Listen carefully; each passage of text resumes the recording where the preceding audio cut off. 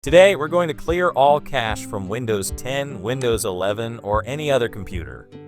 It's very simple, and I recommend watching the entire video for the best results. After clearing the cache, you'll notice a significant improvement in your computer's performance. It will run faster and smoother. Let's get started. First, press the Windows key plus R together, R as in Romeo, to open the Run dialog box. Type prefetch and click OK.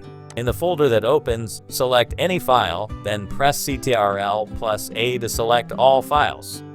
Now press Shift plus Delete to permanently remove these temporary files. This ensures they don't go to the recycle bin and are fully deleted.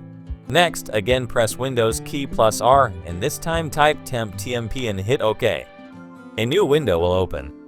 Select any file, press Ctrl+A to highlight everything, and then press Shift plus Delete to remove them permanently.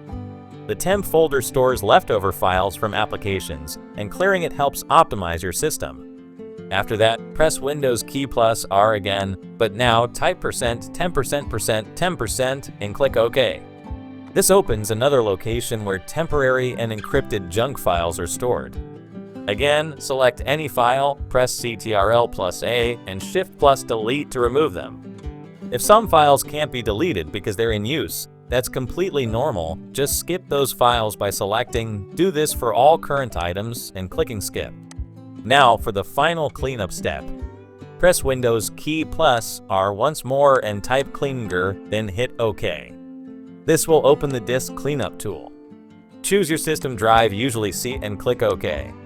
In the disk cleanup window, check all the boxes, including recycle bin, temporary files, thumbnails, and delivery optimization files, and then click OK to start the cleanup.